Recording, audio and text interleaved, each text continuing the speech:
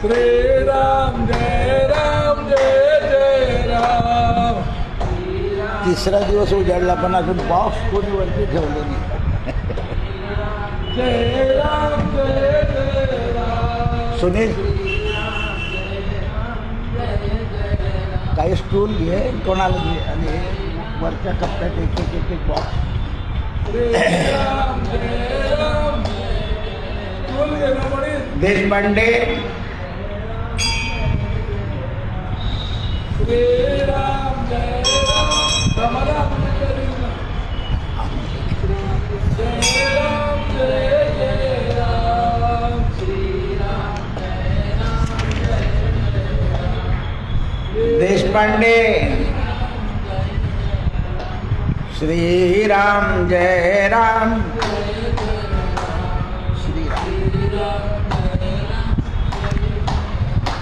श्रीराम जय राम जय जय राम. ओ योगेश कुमार. श्रीराम जय राम जय जय. त्याला मदत करतो करे वर ठेवतो त्याला मदत करतो. हां जय राम जय जय राम.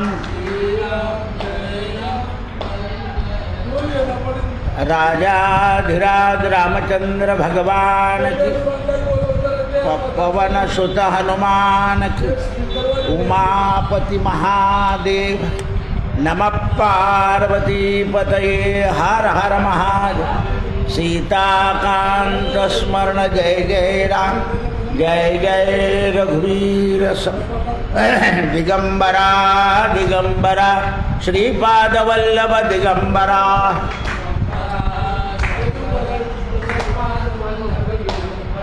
दिगंबरा दिगंबरा श्रीपाद वल्लभ दिगंबरा.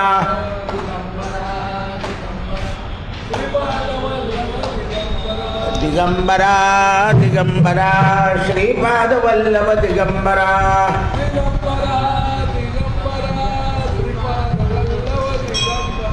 दिगंबरा दिगंबरा श्रीपाद वल्लभ दिगंबरा. राजाधिराज रामचंद्र भगवान की, पवन सुत हनुमान की, उमापति महादेव. नमः पार्वती पतये हर हर महादेव. सीताकांत स्मरण जय जय राम. जय जय रघुवीर सम. श्री गणेशाय नमः. श्री सरस्वत्यै नमः. श्री गुरुभ्यो नमो नमः. कृष्ण भगवान की. आज संपूर्ण धर्मात्मा धर्माचं तत्व जाणणारे महात्मा राजा दशरथ हे प्रभावशील होते. काल आपण ऐकलं की पुत्रप्राप्तीची इच्छा लोकांनी निर्माण केली. त्यावेळेला दशरथ राजाला यज्ञ करण्याची इच्छा झाली. यज्ञ करणारा कसा असावा याचं वर्णन वाल्मिकांनी केलं आहे. संपूर्ण धर्माचं जाण असणारा, संपूर्ण धर्माचा जाण असणारा असा राजा दशरथ कसा होता तर महात्मा. ज्याप्रमाणे ऋषी लोक होते त्याचप्रमाणे राजा दशरथ यांचा आत्मा सुद्धा महान होता आणि प्रभावशाली. लोकांची इच्छा पूर्ण करण्याकरता स्वतः चिंतित झाले. कारण राजाला जनता जनार्दनांची भावना राखायची असते. राजाला स्वतः भावना कमी, पण प्रजेची भावना आपल्याला कशी राखता येईल आणि त्याच्याने प्रजा कशी संतुष्ट होईल या प्रयत्नात राजाने असावं. जसं आपल्या संसारामध्ये घरातल्या मोठ्या माणसाला सगळ्यांची काय असते काळजी,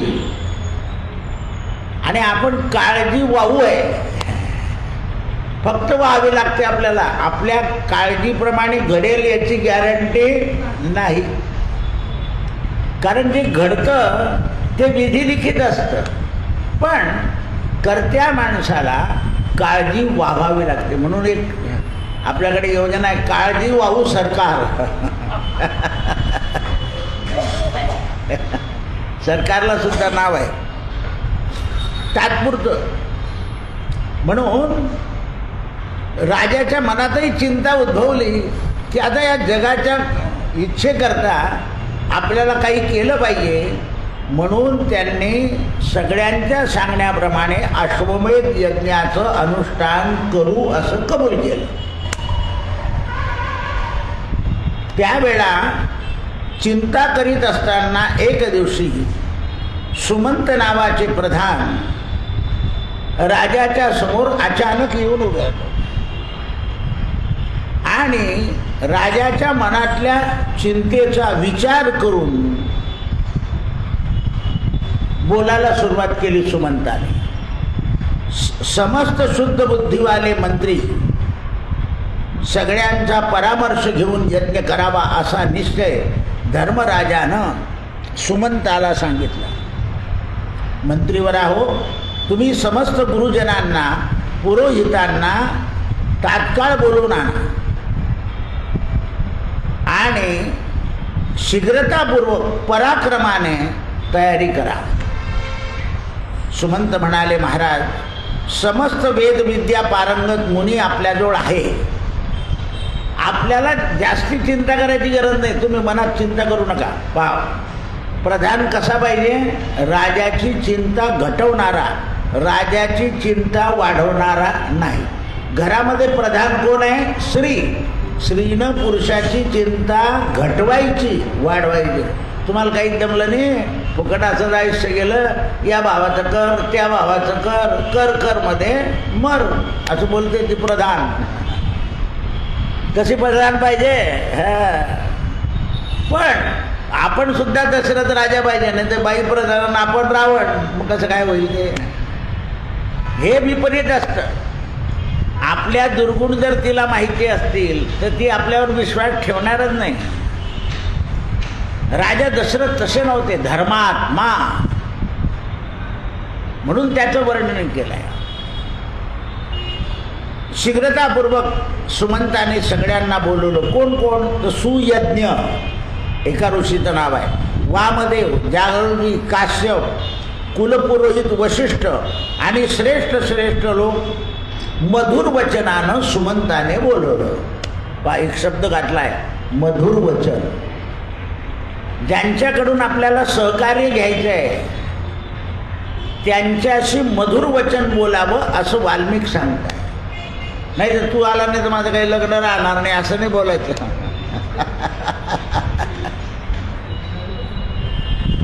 महर्षी, मी सदा पुत्राकरता विलाप करत नव्हतो, पण जनता जनार्दनाकरता आता मला विलाप करायची वेळ आलेली आहे.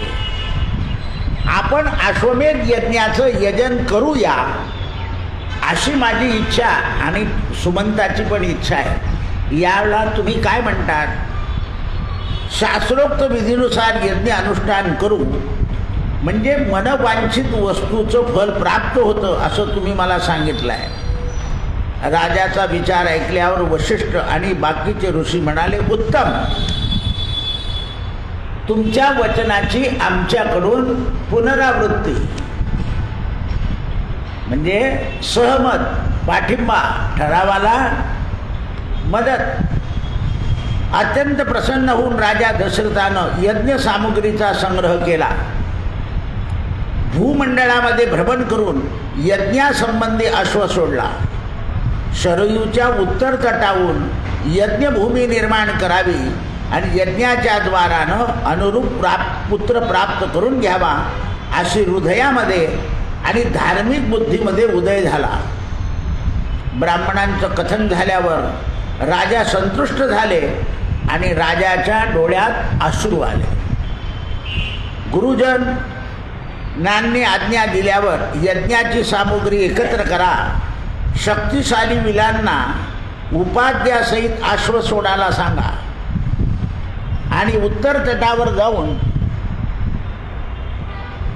शरयू नदीच्या शास्त्रोक्त विधीनं भूमी शुद्ध करा, विधी विधान यज्ञात अनुष्ठानात यजन केलं पाहिजे. राजाच्या द्वारानं समस्त मंत्र आणि पुरोहित आणि मंत्री यांनी अनुमोदन देऊन आम्ही सगळ्या कार्यात तत्पर राहू असा विश्वास संपादन केला. ब्राह्मण गेल्यावर मंत्रासहित पुरोहितांना पूजा वगैरे केली. सगळ्यांनी मंत्र म्हटले. राजा दशरथ महलाकडे चालले गेले आणि आपल्या पत्नीला आपल्याला यज्ञाची दीक्षा घ्यावी लागणार आहे असं सांगितलं. कौशल्येला अति आनंद झाला. काही दिवसापासून तिच्या मनात होतं की यज्ञाच्या द्वारानं पुत्रप्राप्ती करून घ्यावी.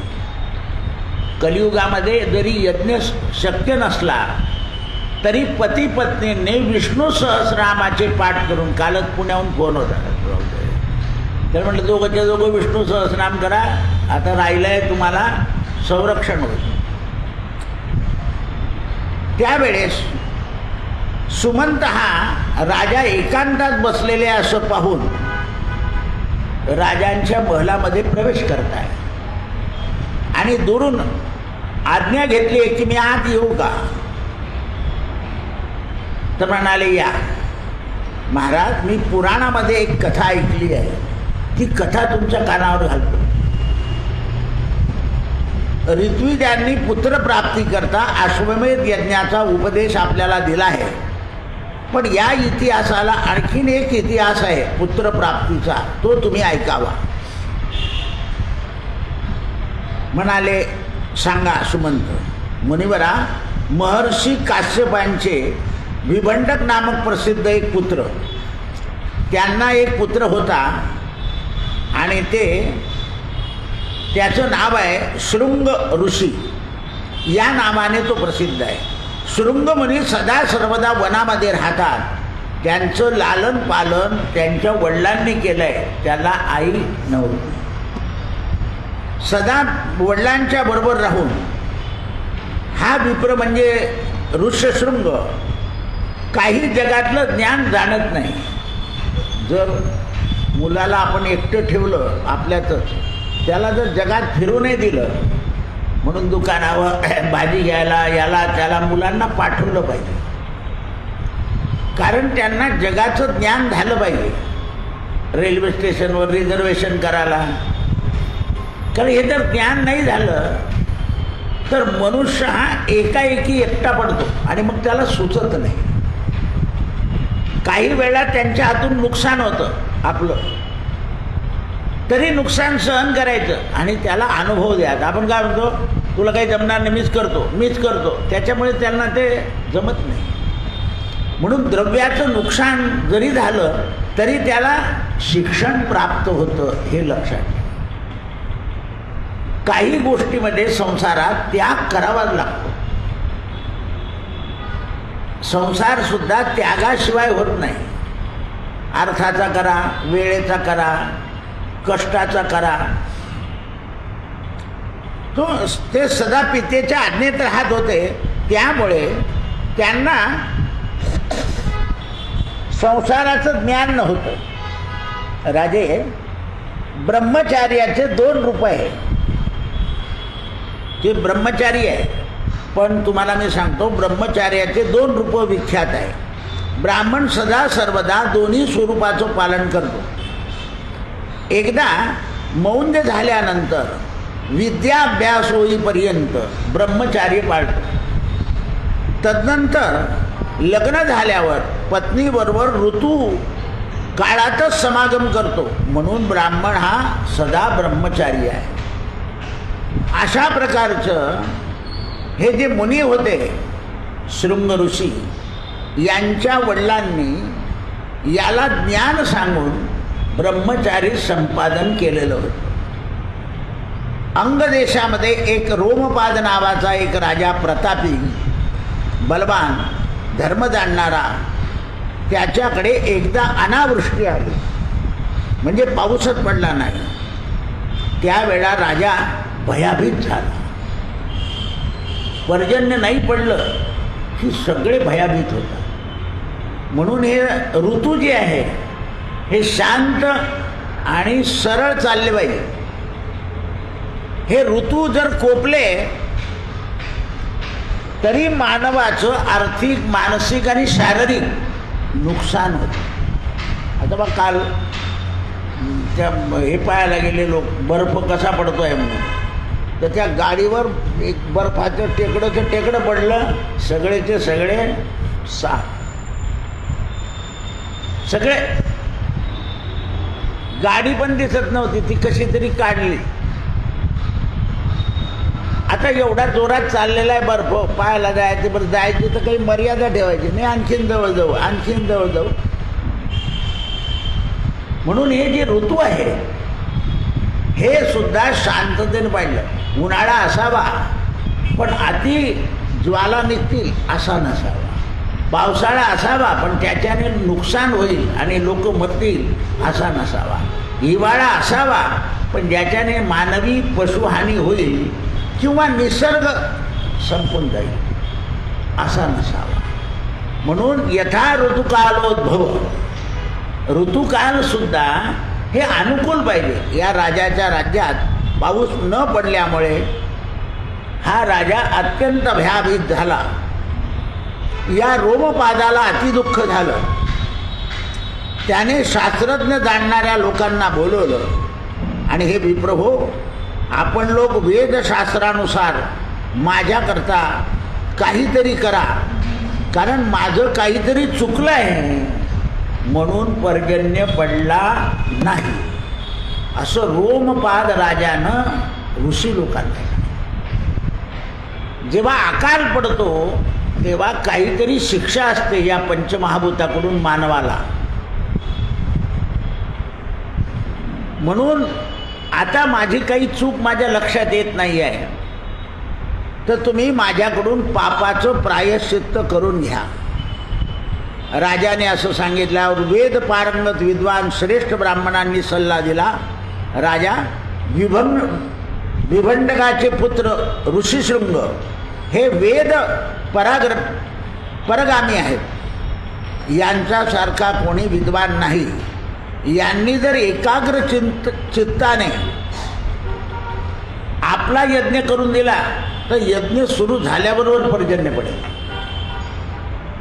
पण ते ब्रह्मचारी आहे, त्यांचं लग्न करावं लागेल आणि आपली शांता नावाची मुलगी जी आहे ती त्यांना द्यावी लागेल.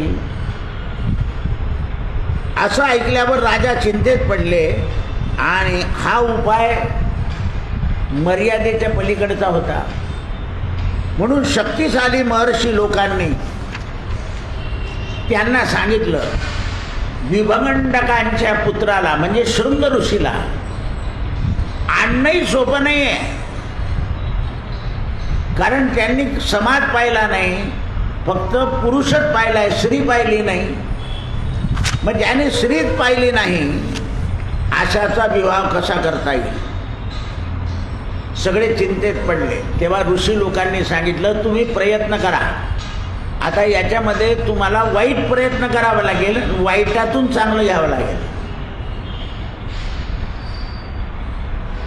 तेव्हा मनस्वी राजा थोडा दुःखी झाला. आपल्या पुरोहितांना बोलवलं, मंत्र्यांना बोलवलं आणि सगळ्यांचा सत्कार करून भोजन घातलं. अन्नदान. म्हणून आपल्याकडे प्रत्येक समारंभाला अन्नदान आहे. वर्षातून सत्यनारायण करायचे लोक तर 50 लोक जेवायचे. हा सत्यनारायण गायब करून टाकला. Rice plate. आणि हे पौर्णिमेला आपल्या घरी करून या म्हणून मोठा कोणी करतच नाही. असं वाटीभर प्रसाद घरच्या घरी सगळेच खाऊन घेतात, घरातले वाटून. इकडच्या शेजाऱ्याला बी देत नाही आणि इकडच्या समोरचा तर मुळीच नाही. असं आहे ते. त्या निमित्ताने तरी दान होत होतं. कशाचं? तुपाचं, साखरेचं, रव्याचं आणि दुधाचं. म्हणून आपल्याकडे दुपारी 12 वाजता देवाचा प्रसाद वाटला जातो. तो त्याचं कारण आहे ते. दान आहे ते.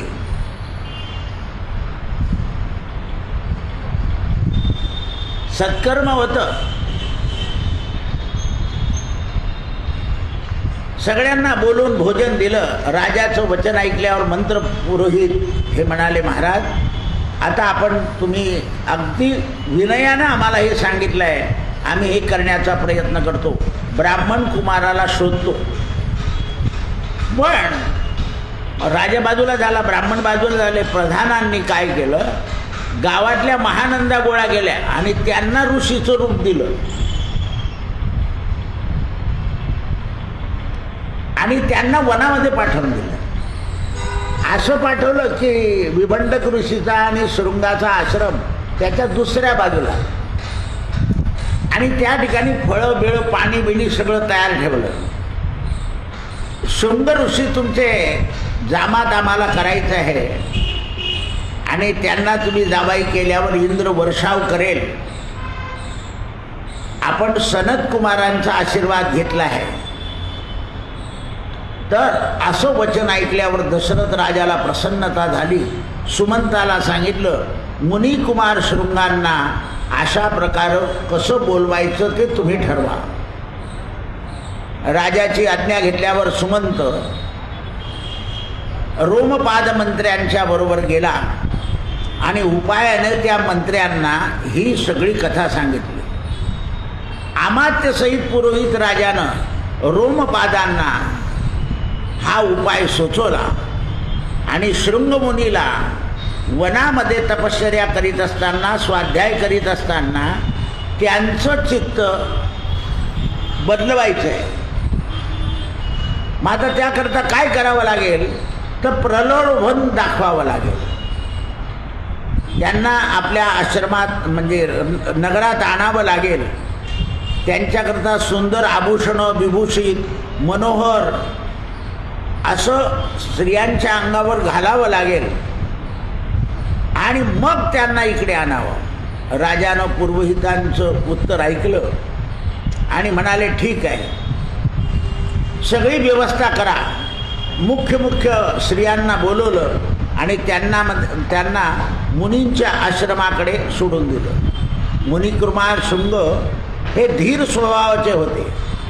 सदा आश्रमातच राहायचे, आश्रमातून बाहेर पडायचे नाही. कारण ज्याला एकांत लागतो ना त्याला भगवंत सापडतो. ज्याला एकांत आवडतो किंवा लागतो, एकांतात भगवंताची प्राप्ती होते. पण आता यांना असं आहे, एकांतात भगवंताची प्राप्ती तर होणारच आहे, पण यांना संसार मात्र देवाचा जन्म होईल याच्याकरता करावा लागणार आहे. म्हणून तिथे दोष नाही आहे. सगळी घटना ऐकाल तर ती विरुद्ध आहे.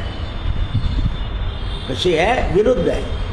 एक तर पर्जन्य पाळायचा आहे पहिला मुद्दा, आणि दुसरा देवाचा जन्म घडवायचा आहे. मग हे ऋषी लोक जरी संसारी नसले तरी देवाच्या अवताराकरता संसारी बनले तरी त्यांना दोष नाही आहे. ते स्वतःच्या मनानं बनत नाही, परिस्थितीने बनवलं जातं. परिस्थिती चांगल्या चांगल्या माणसाला नमवून देते. आता पहा, तुम्ही मुलांना तुम्ही काही बोलूच शकत नाही. 10 वर्षापूर्वी जेवढे तुम्ही कडक होते तेवढे अगदी लोण्यापेक्षाही नरम झाले. नको बापा, कुठे उपाधी करा, नको बापा. तुम्ही बोलू शकत नाही, परिस्थितीने तुम्हाला लाचार करून टाकलं. नाहीतर वडिलांचा आणि आईचा स्वभाव मुलाला माहिती होता, सुनेने सहन केला, पण नातू सहन करायला तयार नाही. असं आहे. अशी परिस्थिती होऊन जाते. मग आपण काळाप्रमाणे बदलत नाही, आपण सोडून देतो. काही लोक म्हणतात, तुम्ही बदलले का काळाप्रमाणे? महाराज असं वाकडं तोंड करून बदलतो आपला नथू. असं आहे, सोडून द्यावं लागतं. त्याला ते जमत नाही ना, त्याला कळत नाही. त्याला फक्त आपला स्वार्थ पाहिजे असतो. ज्ञानी लोक स्वार्थाचा परित्याग करून देतात. कारण जो स्वार्थ सदा सर्वदा घडत नाही त्याचा उपयोग नाही, त्याच्यापासून विघ्न प्राप्त होतं. राजानं पुरोहितांना उत्तर दिलं आणि मंत्र्यांना तशी व्यवस्था करायची आज्ञा दिली. ऋषी कुमाराच्या जवळ या सगळ्या स्त्रिया नृत्य गायन करू लागल्या, ताल. त्यावेळा या शृंग ऋषीला आपल्या वडिलांचं भय होतं, म्हणून त्यांनी तिकडे जाण्यास नकार दिला. पण नियतीला मात्र मान्य होतं. वडिलांचा धाक होता, पण नियती मात्र शृंग ऋषीला तयार करत होती दिवसेंदिवस. म्हणून काही काही विद्वान लोकांकडून चुकीचं काम जे होतं त्याला नियती कारण ठरतं. त्यावेळा हे शीघ्र तिकडे चालले गेले. विप्राने जाऊ नये खरं आहे, पण नियतीने नेलं. आणि ऋषी लोकांना पाहिल्यावर आम्ही गंडस्थ ऋषी आहोत असं सांगितलं आणि असे खाण्याचे पदार्थ ठेवले, फळं ठेवले. आता यांनी कधी पाहिले नव्हते फळं पदार्थ. माणसाची नवीन गोष्ट दिसली की हे काय पाहण्याची प्रवृत्ती आहे. पण भगवंताचे भक्त काय करतात, हे जग सगळं भगवंतानं निर्माण केलेलं आहे असं म्हणून ते सारखं आहे, त्याच्याकडे पाहत नाही ते. पण जे भक्त नाही त्यांना उत्सुकता असते, काय हे फूल कसं पाहतो, नुसतं फूल दिसू द्या, चाफा दिसला काही कसं काय, लगेच तुम्ही त्याच्याकडे आकर्षित होऊन जातात. लोक म्हणतात ठीक आहे ते तिथेच सोडतं, कारण तेवढ्याने आपलं मन त्या वस्तूकडे चाललं जातं. संतांचं मन कुठे जातं, ज्याने वस्तू निर्माण केली आहे त्याच्याकडे जातं, वस्तूकडे नाही जात. काश्मीर सुंदर आहे, पण सुंदर कोणी निर्माण केलं, तर जो मुळात सुंदर आहे त्याने निर्माण केलं. म्हणून त्यांचं ध्यान सुंदर ते ध्यान. खरं जे सुंदर आहे, फूल 2 तासाने कोमजून जाईल, ते फूल लगेच तुम्ही डस्टबिनमध्ये टाकून द्या. काल परवा कोणीतरी हार मागायला आला, म्हणजे ताजा हार पाहिजे. म्हटलं नाही, देवाच्या अंगावरचा लागतो तो ताजा हार, तर ते विकत मिळून जाईल तुम्हाला. तो जो दिवसभर देवाने घेतला तो न्यावा लागेल तुम्हाला इथून. त्याच्या त्या फुलांमध्ये देवाचा सहवास आहे. बाजारातून आणला टाकला दिला नाही, त्याच्यात नाही येणार. तो दिवसभर त्या मूर्तीच्या अंगावर राहतो. त्या मूर्तीचा फुलाला सहवास होतो, म्हणून प्रेताचा उद्धार होतो. देवाचा सहवास नाही झाला तर उपयोग नाही त्याला. पहा तुम्ही, काही लोक त्या नंदीवरचं फूल कपाळाला लावून खिच्यात ठेवून येतात, कोणी या गाईवरचं ठेवून येतं. कारण महादेवाच्या अंगावरचं घ्यायचं नाही, ते निर्माल्य त्याज्य आहे, म्हणून नंदीचं घेता. आता तर महादेवाचे बेलाचे पानं बी खिच्यात घालून येतं लोक, ते त्याज्य आहे. नंदीचं घेतात, गाईच्या वरचं घेतात, पेटीवरचं घेतात, कारण ते देवाला समर्पण केलं आहे. देवाला समर्पण केल्यानंतर त्या फुलामध्ये देवत्वाचा गुण येतो.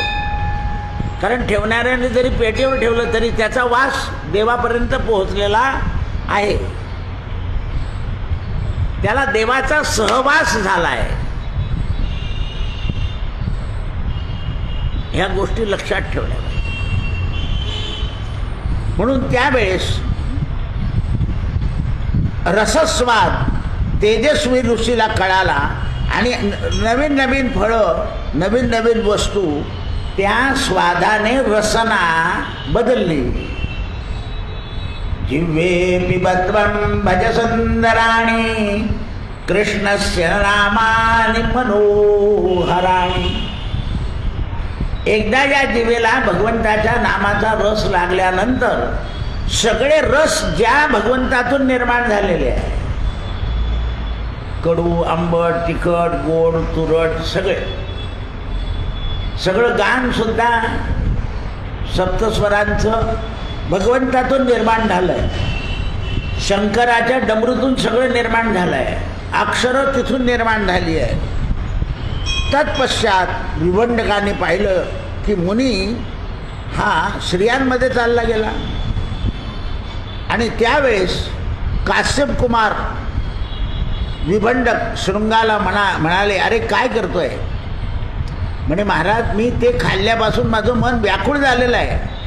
दुसऱ्या दिवशी पुन्हा तो चिंतित झाला आणि विभंड कुमार म्हणजे शृंग ऋषी हे पहिल्या दिवशी जिथे स्त्रिया उभ्या होत्या तिथे परत जाऊन उभा राहिला.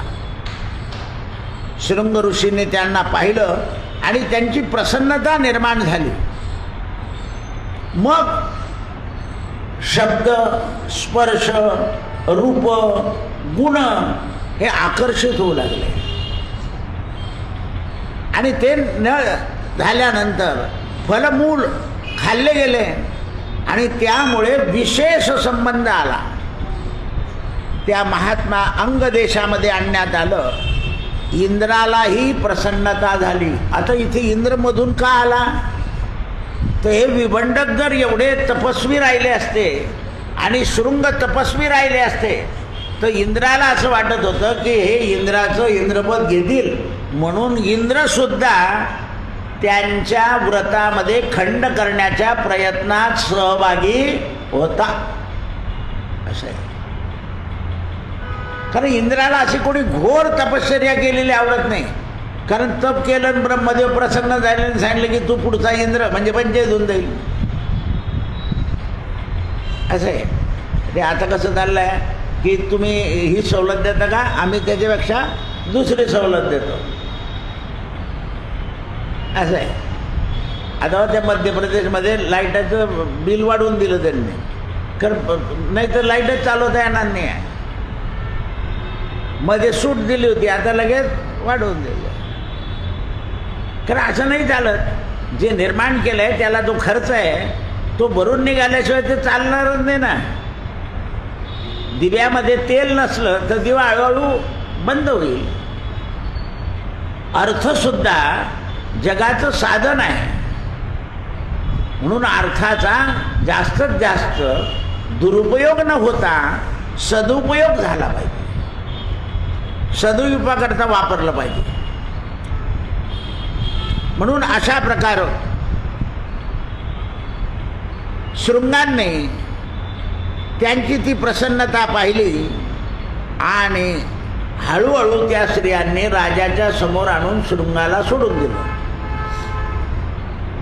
आता तिथे राहिल्यानंतर राजाने आणखीन आदर सत्कार केला शृंगांचा. पण त्या आदर सत्कारामुळे काय झालं, आपल्या आश्रमामधली जी दैन्यवाणी परिस्थिती आहे त्याच्यापेक्षा ही चांगली आहे. मग कशाला काय करून घ्या. मग म्हणाले तुम्ही आमचा यज्ञ करून द्या.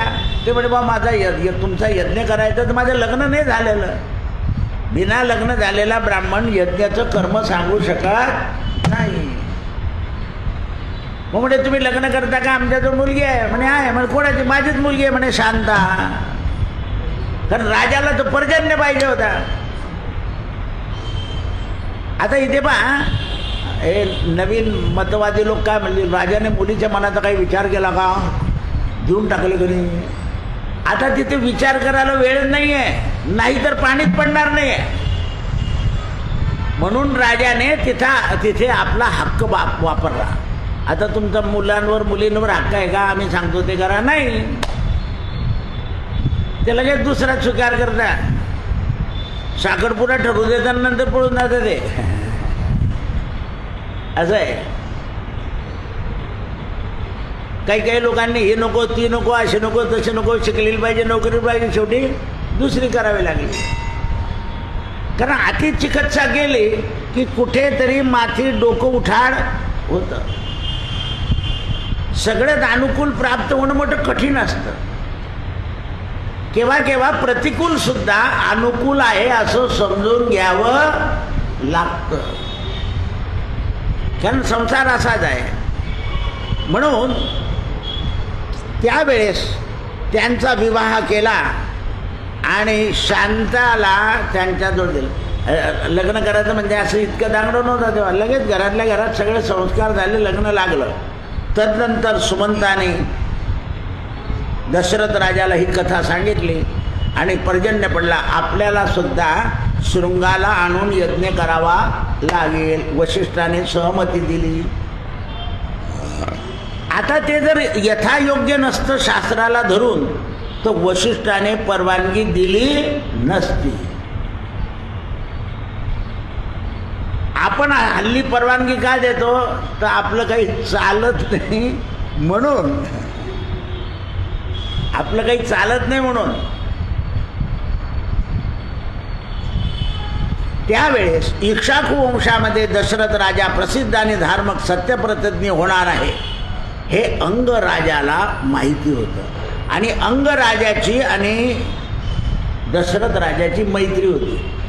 मग काही लोक म्हणतात त्यांचा भाऊ होता. नाही, मित्र होते ते वाल्मिकी रामायणात. म्हणून त्या दशरथ राजाला आपली कन्या आणि जावाई हे पुत्रप्राप्तीचा यज्ञ करून देतील हा आनंद अंग देशाच्या राजाला झाला.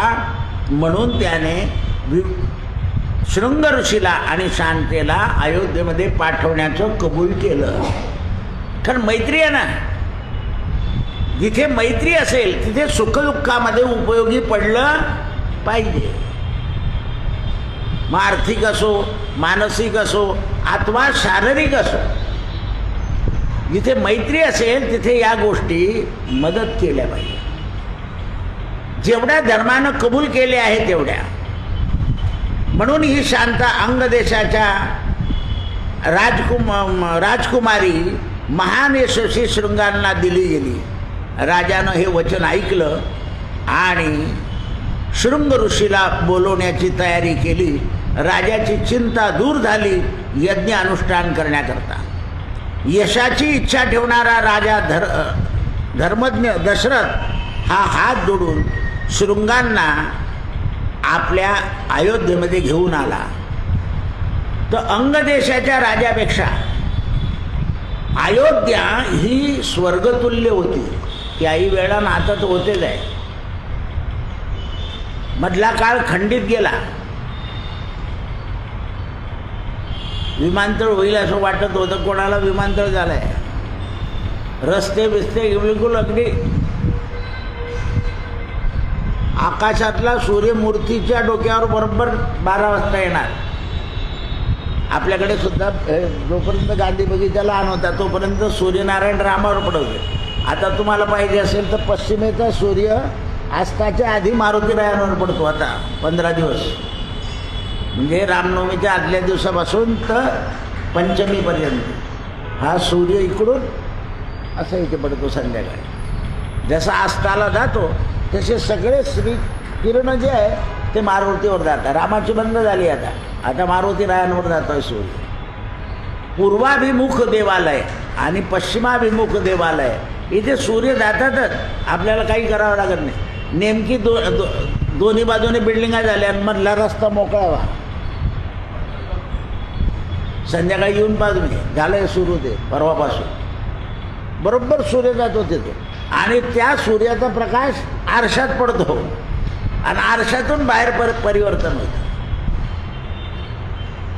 नवरात्रात आणि कार्तिकामध्ये सूर्यनारायण जेव्हा उगवतो तेव्हा त्या संगमरवरी दगडावर त्याचे किरण पडतात आणि त्या संगमरवरी दगडावरून किरण देवीच्या तोंडावर जातात कार्तिक मासामध्ये. आता तिथे काही झालं उंच तर ते बंद होऊन जाईल. म्हणून कोल्हापूरला देवीच्या मंदिराच्या समोर बिल्डिंग परवानगी नाही आहे. त्याचं कारण काय, ते किरण देवीच्या तोंडावर जातात. हे अयोध्येचे वरतून आणले असे बरोबर अनुसंधान केलं आहे ते. म्हणून सुमंत्राचं वचन ऐकायला राजा दशरथानं वशिष्ठांची आज्ञा घेतली आणि सगळ्या राण्यांना मंत्र्यांना अंग देशाला प्रस्थान करायला सांगितलं आणि शृंगाच्या निवासावर जाऊन मोठ्या सन्मानाने त्यांना आपल्याकडे आणा. आता अयोध्येचं वर्णन आपण ऐकलं त्यामुळे या ठिकाणी विशेष आहे. आणि अंग देशाच्या राजापेक्षा अयोध्या ही मोक्षपुरी आहे. मग यज्ञ कुठे करायला मिळणार आहे? मोक्षपुरीला. म्हणून विभंगट आणि अंग देशाचे राजे शृंग हे तिघचे तिघ आनंदित झाले. की आपल्याला मोक्षपुरीला यज्ञ कर. जसं आपल्याला पंढरपुरात कथा करायची म्हणजे विशेष, द्वारकेत कथा करायची म्हणजे विशेष. कथा तर सगळ्या ठिकाणीच आहे, पण इथे गेल्यानंतर विशेष देव सान्निध्यामध्ये. आता जसे लोक अयोध्येला कथा करत आहे, पण आतापर्यंत काय होतं, अजून सगळं पूर्ण व्हायचं होतं. आता पूर्ण झालं आहे. कुठलीही गोष्ट पूर्ण झाल्यावर तिथलं फळ जास्त आहे. जोपर्यंत अपूर्णता आहे तोपर्यंत फळामध्ये सुद्धा भेद आहे. कारण आपली तितकीच पवित्रता नाही पूर्ण फळ मिळून येण्याची. म्हणून ते म्हणतात, तदनंतर रोमपादाच्या मित्रतानं महाराज दशरथांना शास्त्रोक्त पद्धतीनं यज्ञ करण्याकरता हे तयार झाले. आदर सत्कार करून दशरथ राजानं 8-10 दिवस अंगराजाकडे विनंती करून आणि शृंगांना आणि विभंडकांना आपल्या अयोध्येमध्ये आणण्याची अनुमती मिळवली. सगळ्या पूर्ववासीय लोकांना आनंद झाला की आपल्याकडे यज्ञ उत्सव होणार आहे. पहा तुम्ही, नवरात्र आलं की भाद्रपदापासूनच लोक नवरात्र आहे. होळी झाली की आता रामनवमी आहे, नवरात्र आहे. राजाचं आगमन झाल्यामुळे सगळ्यांना प्रसन्नता झाली आणि सगळ्यांनी राजा दशरथानं शंख दुंदुभी वाजवून शृंग ऋषींचं नगरामध्ये प्रवेश करवला आहे. हे द्विजकुमाराचं दर्शन झाल्यावर नगरवासी अत्यंत प्रसन्न झाले. कारण नगरामध्ये तोपर्यंत बातमी पसरून गेली की असे ऋषी येणार आहे, त्यांनी कधी स्त्री पाहिली नव्हती, त्यांचं लग्न झालं आहे आणि ते दोन्ही यज्ञ करतील आणि आपल्याकडे दशरथ राजाला पुत्र प्राप्त होईल. यामुळे सगळी नगरी आनंदित झाली. पहा, आताही रामनवमीला जे लांबून येणारे भक्त आहेत त्यांना नाही आपल्याला राम मंदिरात जायचं. आत्ता एक वयोवृद्धग्रस्त आले होते की त्यांना तिथून तर रामापर्यंत जायला 35 मिनटं लागले. असं ते वरती चढले. काही लोक म्हणे खालून दर्शन करायला लागले, नाही पण ते म्हणे मला तिथूनच करायचं. आणि ते आल्यानंतर त्यांना मी खुर्चीवर बसवलं, मी धरून ठेवली खुर्ची. म्हटलं बसा. नाही म्हणे तुम्ही धरल्यामुळे मी आता पडणारच नाही म्हणे. मग त्यांच्याबरोबरचा माणूस होता, त्याने मला सांगितलं म्हणे दादा हे वयोवृद्ध आहे, हे जामनेरच्या मंदिरात पुजारी होते. आता मुलं इथे आहे, तिथे त्यांचा दुसरा भाऊ पूजा करतो म्हणे.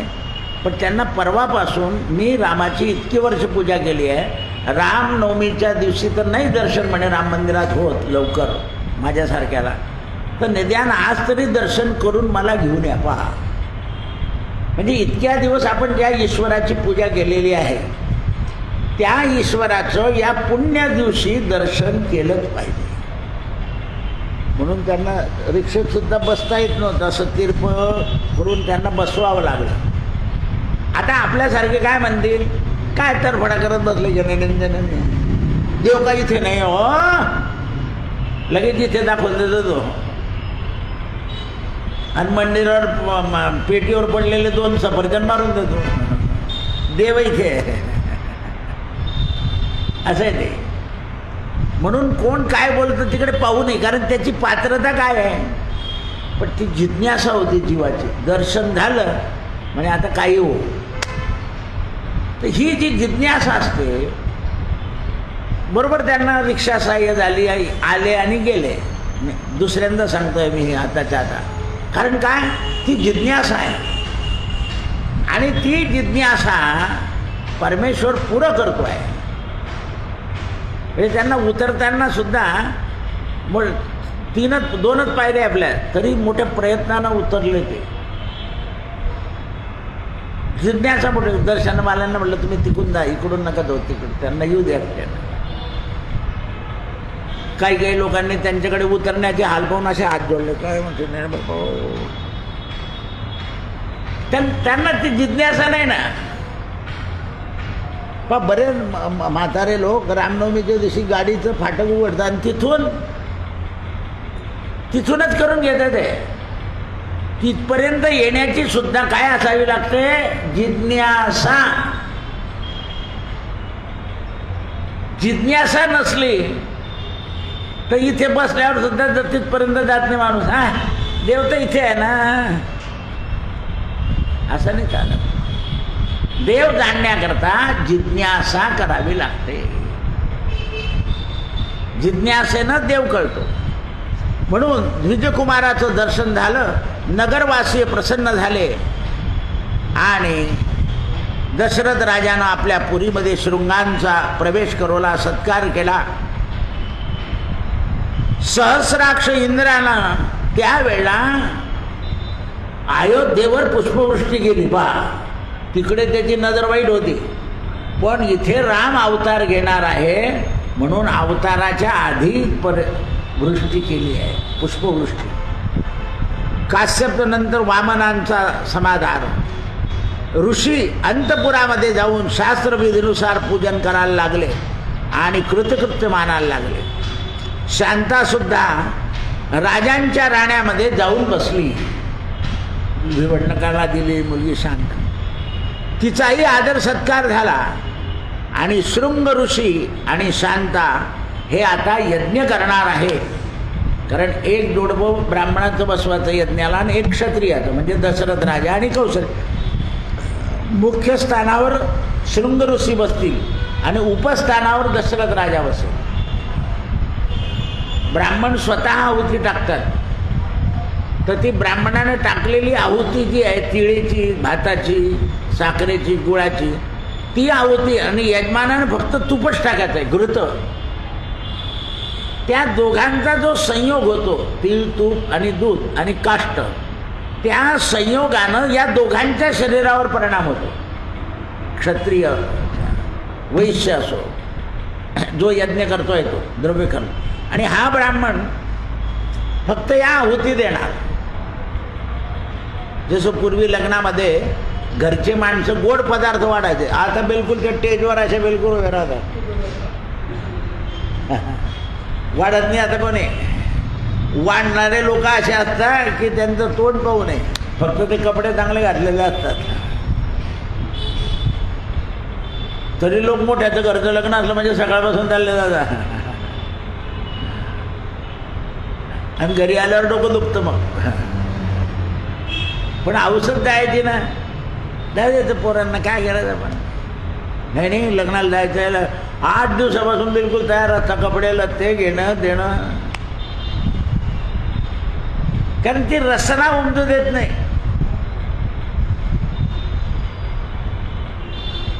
तदनंतर परम मनोहर दोषरहित समय आला, यज्ञाची वेळ आली. वसंत ऋतूला आरंभ झाला. राजा दशरथानं शुभ मुहूर्तावर यज्ञाला आरंभ केला. तत्पश्चात विप्रवर शृंग यांना नमस्कार केला आणि माझ्या वंशाची परंपरा, वंशवृद्धी करा अशी विनंती केली शृंग ऋषीला. मला पुत्रप्राप्तीच्या निमित्ताने यज्ञ करायचा आहे, याच्याकरता त्यांना वस्त्र, अलंकार, सुवर्ण, दक्षिणा दान दिली.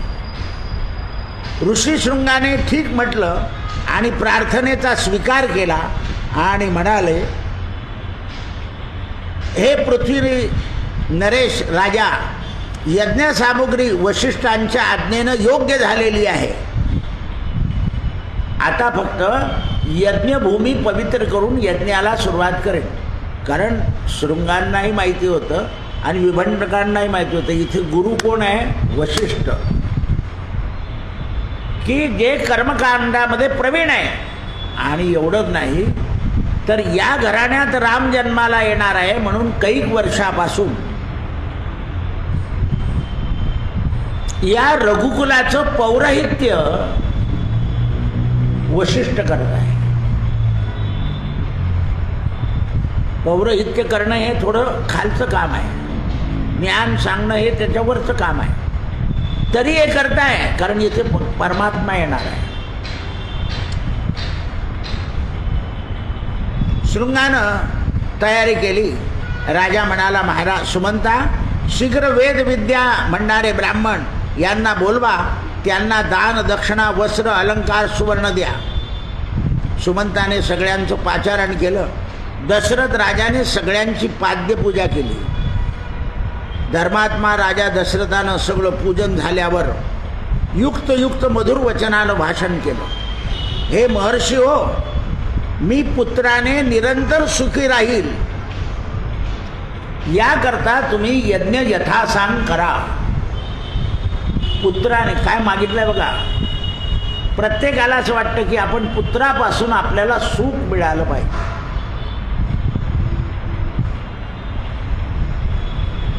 सुख म्हणजे खानपान नाही आहे. नम्रता, विनयता, सरलता आणि सत्यता ही पुत्राच्या अंगी जर असली तर त्याच्याने आई आणि वडील संतुष्ट राहतात.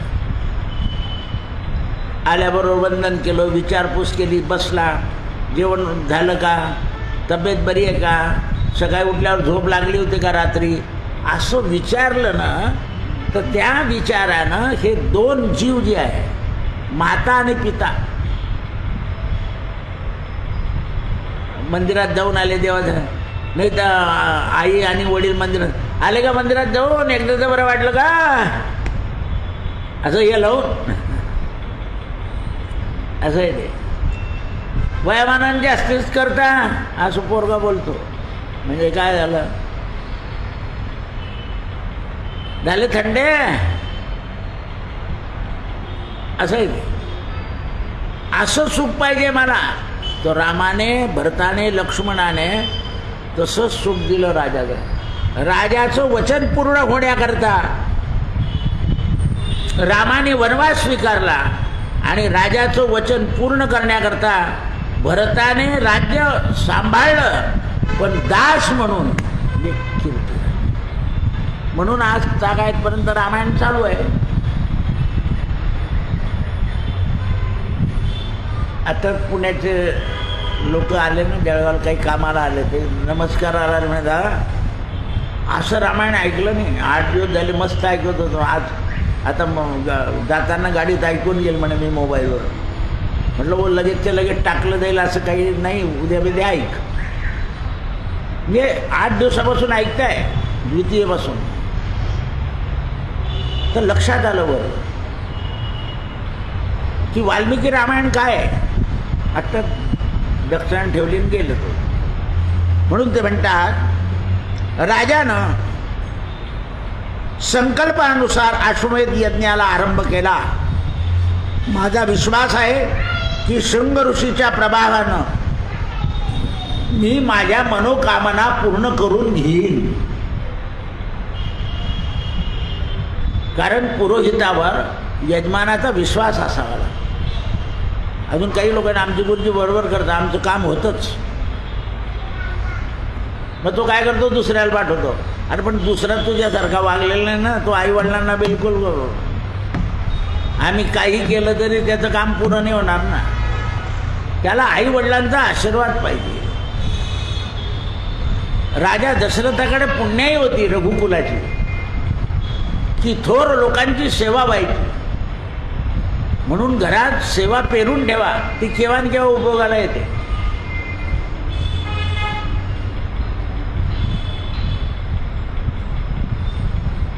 यज्ञाच्या द्वारानं 4 अमित पराक्रमी पुत्र प्राप्त करायचे आहे आणि पुत्रांच्या मनामध्ये धार्मिक विचाराचा उदय निर्माण करायचा आहे. नुसतेच पुत्र नको आहे, तर त्यांच्या विचारामध्ये धार्मिकता आली पाहिजे. गुरुजनांच्या आज्ञेनुसार तुम्ही शीघ्र यज्ञ सामुग्री, शक्तिशाली यज्ञ करा. शरयू तीराच्या उत्तर तटावर यज्ञभूमी निर्माण झाली आणि शांतिकर्म केलं, पुण्यावाचन केलं, विस्तारपूर्वक अनुष्ठान केलं आणि श्रेष्ठ यज्ञ काष्ठप्रत सुरू झाला. आहुती द्यायला लागले. सगळे देव गुप्त रूपाने आहुती घेऊ लागले, कारण शृंग ऋषीचा आजचा यज्ञ आहे. कठीण आणि विद्वान लोक तिथे होते. यज्ञामध्ये राक्षस विघ्न आणतात म्हणून रक्षण केलेलं होतं. तर अयोध्या तर एक पवित्र भूमी आहे, तिथे राक्षस येऊ शकत नाही. मंदिरामध्ये सुद्धा राक्षस लोक बाहेर राहतात. म्हणून मंदिराची जी भाग आहे ती ताबडतोब, म्हणजे वेळ झाली की बंद करावी लागतात. कोणी जर मनुष्य नसेल तर अतृप्त शक्ती देवळात प्रवेश करून टाकते. म्हणून मंदिराला वेळ दिली असते. त्या वेळेत नाही येणार ते, जोपर्यंत मंत्रशक्तीचा प्रभाव असतो देवळामध्ये तोपर्यंत ते येत नाही. पण मंदिर बंद झालं आणि कोणी नसलं तर अतृप्त शक्ती प्रवेश करते आणि इथे जो सद्भाव आहे ती ग्रहण करून घेते. म्हणून रात्री सगळं मंदिर लगेच त्याच दिवशी शुद्ध करावं लागतं. पंढरपूरला पाक्षाळ पूजा होते आषाढी एकादशी नंतर संपूर्ण कळसापासून मंदिर धुतलं जातं. कारण अतृप्त शक्ती त्या त्या निमित्ताने येतात. बरं, अतृप्त शक्ती अशी आहे की तुम्ही वस्तू घ्याल ना त्या वस्तूमध्ये सुद्धा येऊन जाते ती. म्हणून तुम्हाला सांगितलंय तुळशी पत्रेनं. ते परवा चॉकलेट फेकलं तर एक ग्रस्त वेड्यासारखा असा हात मागे, आता एवढ्या मोठ्या माणसाला त्याच्या हातामध्ये टाकायचं का, ती खाली पडली तर उचलायची आहे ना. हे अशा अतृप्त शक्त्या असतात. ते असं कसं काय करतो तू, तुला सगळ्यात देऊन द्यायची का पिशवी. म्हणून मी ते साहेबाच्या हातात दिल्या होत्या. म्हणजे साहेब तुम्ही फेका, तुम्हाला फेकण्याचं ज्ञान आहे चांगलं. म्हणून ते म्हणतात, ते एकाने खिच्याती ते कपडा घालून घेतला ना, हातात दोन कपडे वाकल्यावर तो पडला, दुसऱ्या माणसाने पटकन उचलला. पाळण्याकडे यायला लागला तोपर्यंत. आता दोन हातात दोन खिच्यात तिसरा काय करायचे होते, एक घेतला पुरे झाला. पण नाही, हा साडूला, हा मुलीला आणि हा आपला. असं आहे ते. ह्या अतृप्त शक्त्या अशा प्रवेश करतात, गोंधळ माजवतात. म्हणून विधीपूर्वक संपूर्ण झाला आणि सगळे आनंदित झाले. मंत्र्यांनी राजराजेश्वर दशरथाचा आदर केला आणि व्यवस्था चालू लागली. यज्ञाचा पहिला दिवस यथासांग पार पडला. कृष्णार्पणमस्तु. सत्यगुरु राई कृपा मज केली. सापडविले वाटे दाता गंगा स्नाना. भोजना